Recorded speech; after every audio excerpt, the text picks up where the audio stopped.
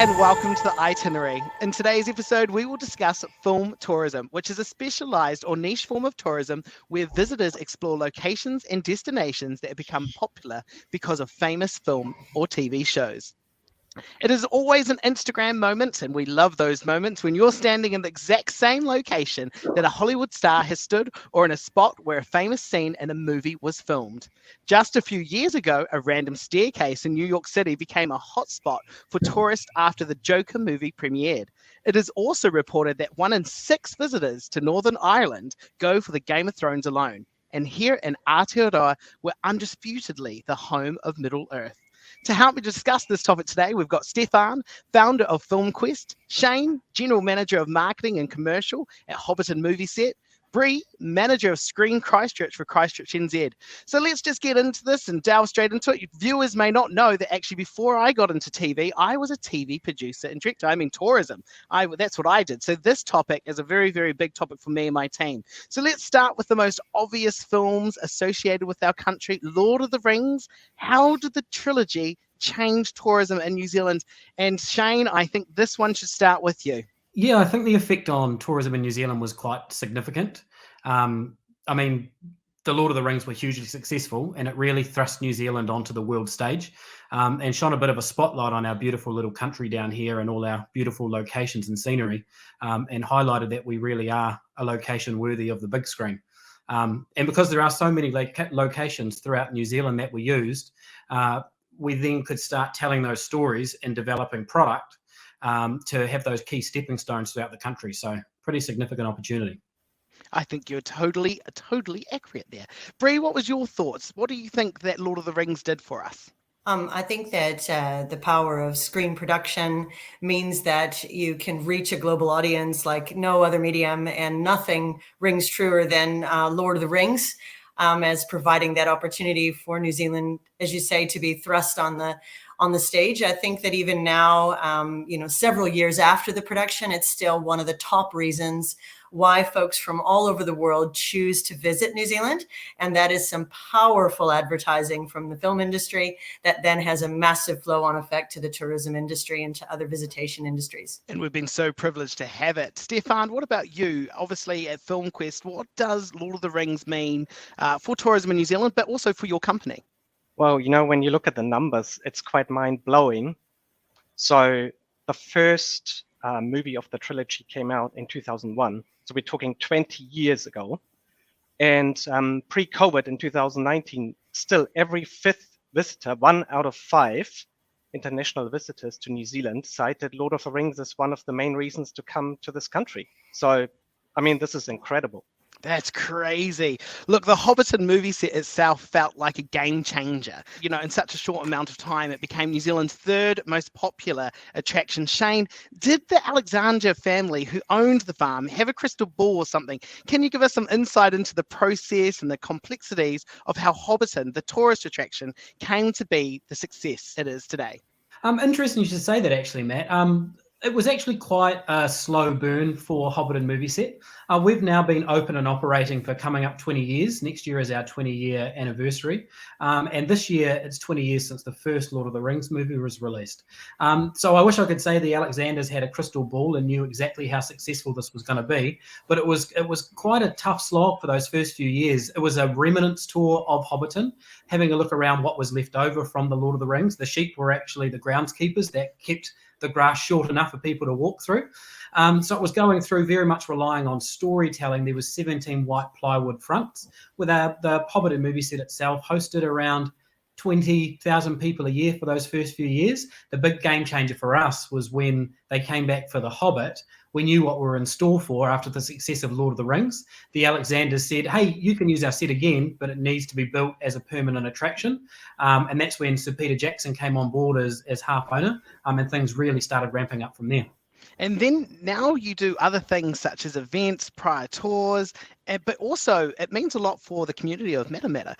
Yeah, and that's why I think Hobbiton has been so successful, as you talked about, Matt. It was a bit of a slow burn, but as things started to come together and the Alexanders and the Jacksons' vision was realised, the success of Hobbiton has really all been about that product development. people obviously come with pretty high expectations. They've seen The Lord of the Rings and The Hobbit on the big screen. They were hugely successful, so they want to feel like they are walking in amongst the Shire.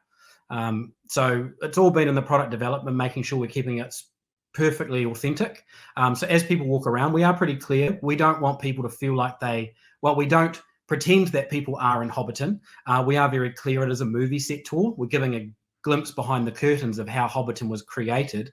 But as you walk around, although we don't have people walking around in costumes, anything like that, people have the impression that it is a real living little village out there. That is the home of the hobbits, and that you could see a hobbit around the corner at any moment. And then the product's just built from there, really. So now we have our evening banquet tours where we've tried to make people feel like they're in amongst that scene when the dwarves arrive at Bag End and raid Bilbo's pantry and have that big feast. And now we've started creating special products as well.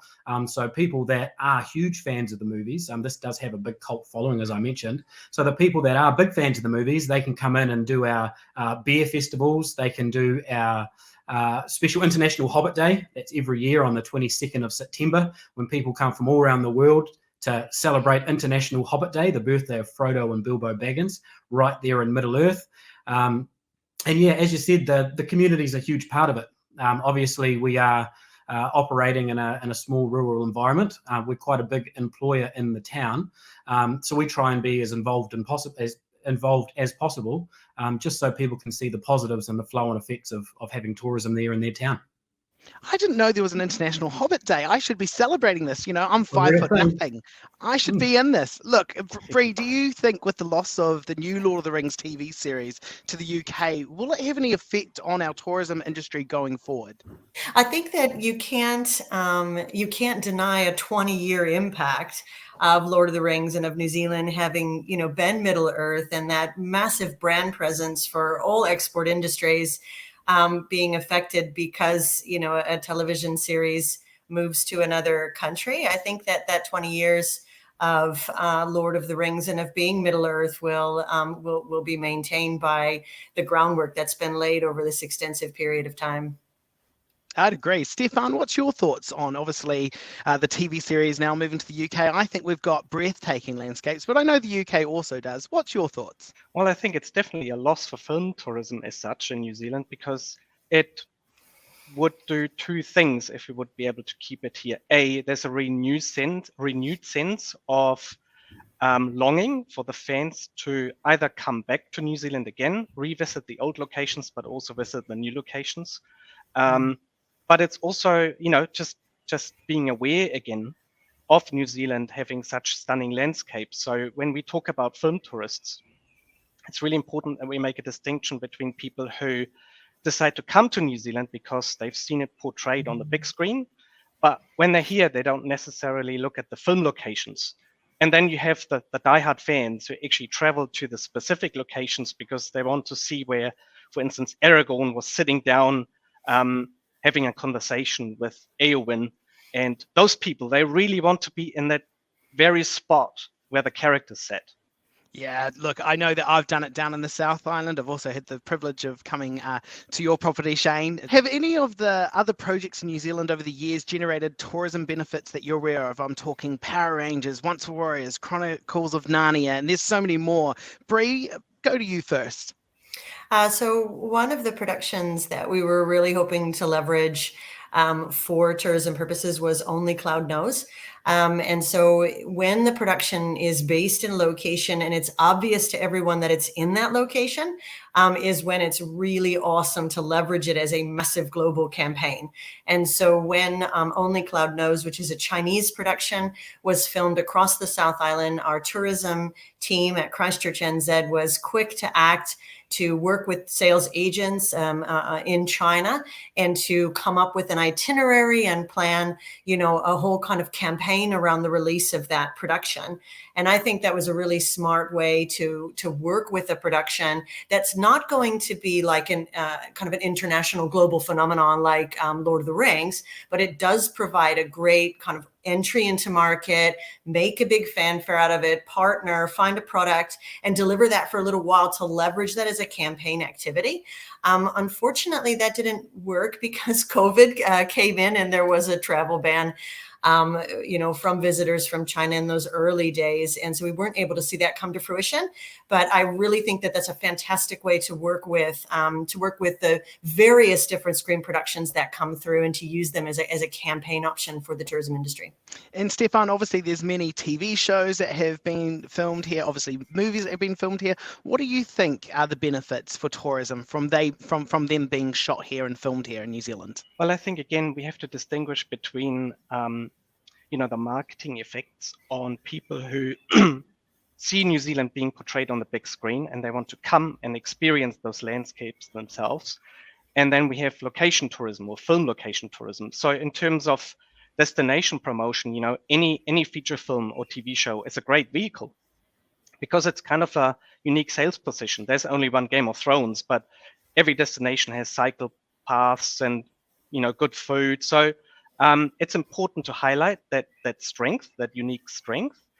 But then on the other hand, when we talk about location tourism, there's only very few shows and feature films that actually attract fans to the specific site. So in terms of New Zealand, on a grander scale, nothing comes to mind apart from Lord of the Rings, to be honest. So I'm hoping we'll get maybe a Game of Thrones now that we've lost Lord of the Rings. So the other thing I wanted to say about film tourism from the perspective of those kind of big global blockbusters like Game of Thrones or Outlander or Lord of the Rings is that they come around once in a while, and that's really awesome to be aware that they're coming and build products around them. But other cities like Chicago or New York or LA, and I think, across New Zealand, we can do the same thing, whereas they're building tours for people who are interested in all the movies that have been shot there. So you can do walking tours, you can do guided tours, and it's not as if they're necessarily coming there because,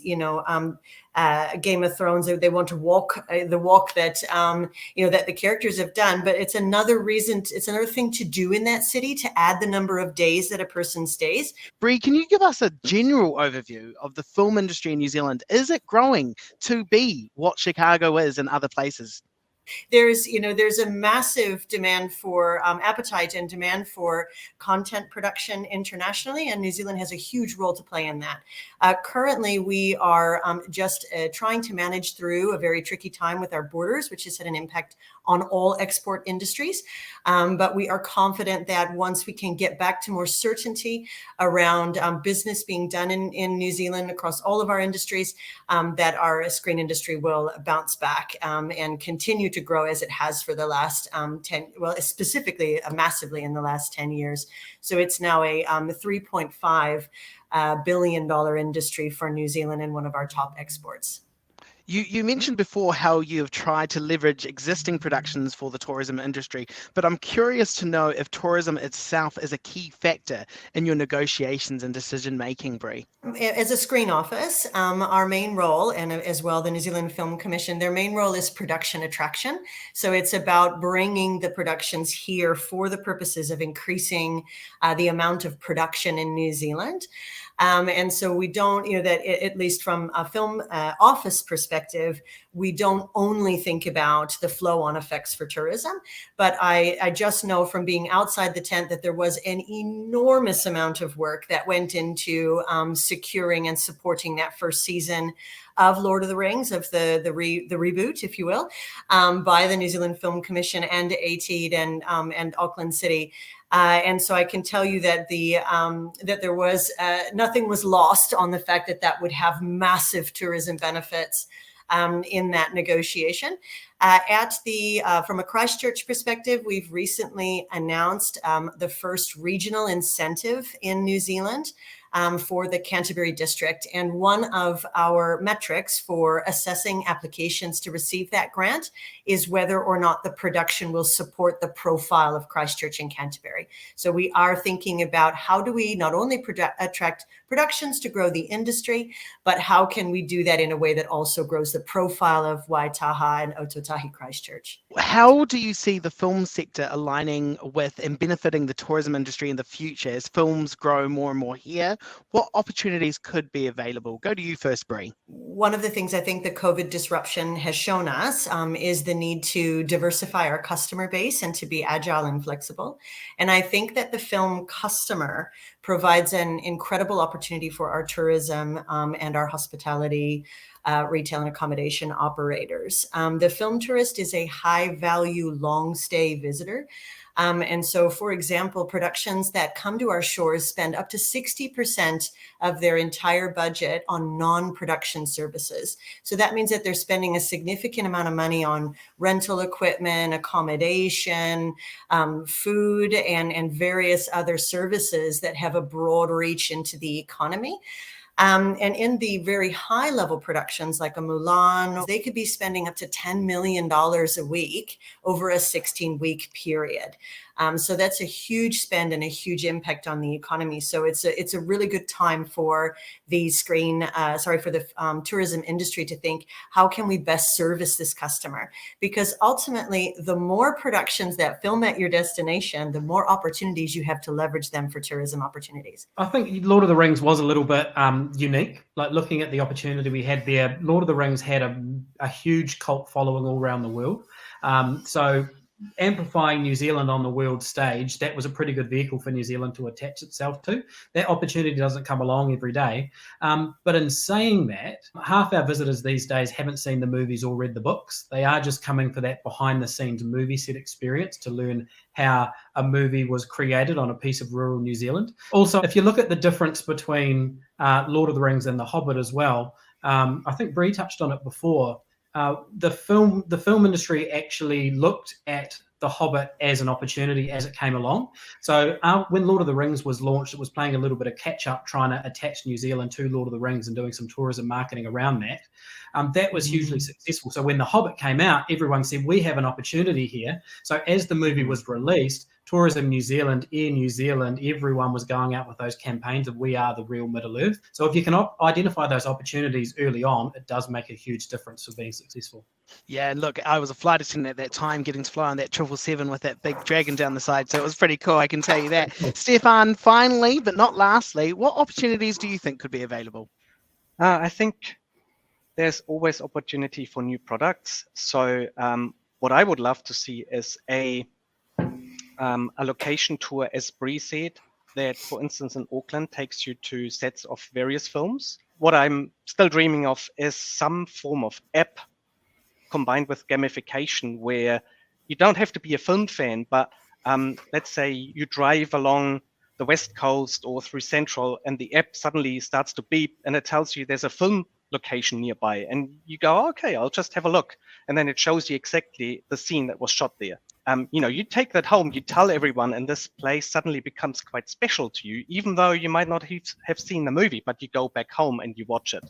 Thirdly, I think what's really missing is, and I know they've been plans in the making for a long time, but is some kind of film studio experience. So you might be aware that there will be a Game of Thrones studio tour opening its doors very soon in Northern Ireland, which, I mean, it's a no-brainer. It'll be a massive hit, especially for the US American market, because they're the biggest fans. And I still hope one day we'll get something around Middle Earth and New Zealand set up. Yeah, I think so. Actually, it would be really interesting for a moment just to ask, why did you start FilmQuest? What got you into that? So I did a PhD. I think it was probably the world's first PhD in film tourism. And I finished in 2006. And I realized that the tourism industry had not much knowledge around film tourism. So I started to consult destinations around the world. And part of that was to travel to all those film locations, taking photos, but also having that experience of standing in the middle of the Tunisian desert and you've got Luke Skywalker's igloo still there. It's still there, intact. And, there were many magical moments. And sometimes I went with the fans and I thought, okay, how do I capture this? And that's pretty much how the idea was born to start FilmQuest and showcase iconic locations around the world and also experiences. So Hobbiton is on there, of course. So, the bigger the industry, the better for FilmQuest, because it is about telling people, hey, this is something you can do, as Bree said, on your holiday, because it gets you out of the way places. It's something you don't get to do normally. And those people usually have disposable income. They stay longer in a destination, and they're happy to come off season or in the shoulder season. In relation to the opportunity for advancing film tourism and advancing film production in the country, is the opportunity for tourism and film and screen to partner. And that can be at the central government level or at the local level with the screen office and other tourism partners. And that type of partnership can take the form of attraction. So there can be really great partnerships forged between your screen office and your tourism providers in supporting FMILs and recce's of film crews coming through.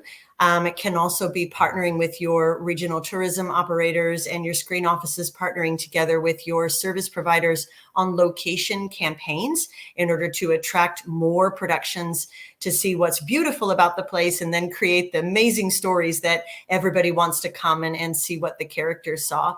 There's also an incredible opportunity that we have right now in terms of ensuring that all of our tourism operators are film friendly. So we're working hard with the Mackenzie District on an upskilling for screen workshop.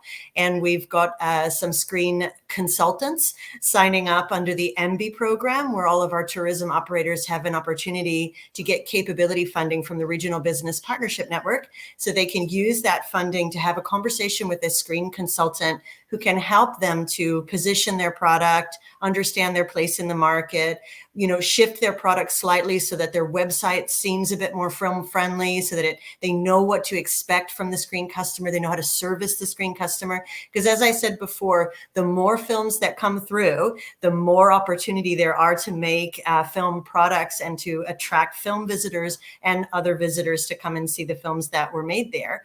Also, there's an incredible opportunity to partner with screen professionals and screen offices in the promotion of those films. As you had just said, in terms of pre-release, during, and after, there's been some great examples across the globe where, for example, with Eat, Pray, Love, Lonely Planet created a whole website to promote the locations where Eat, Pray, Love was filmed.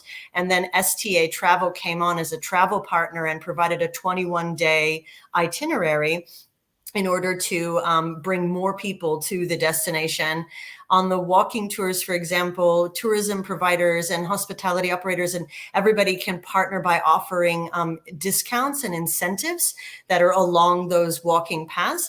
And all of those are just a few really small examples. There's so many more out there of ways in which the screen office and the tourism industry can partner to not only bring more films in, but to make the most of those films having been there. From a tourism operator point of view, it is hugely important to interact with those film officers, because on the surface of it, if you're going to create a film tourism experience, it does seem glamorous and that there's all sorts of opportunities. But as soon as you scratch back the surface, you realize there's all sorts of intellectual property tied up in it. There's all sort of complexities around that of actually getting the rights to be able to showcase the intellectual property associated with those films. So it's making sure you're doing it right, talking to the right people to make sure you've actually got permissions to be able to be shocasing these films. Hey, look, thank you all for joining us so much today. Shane, you've shown us how a fun working environment such as yours can help people thrive in what they do. And look, I look forward to seeing what Hobbiton does in the future.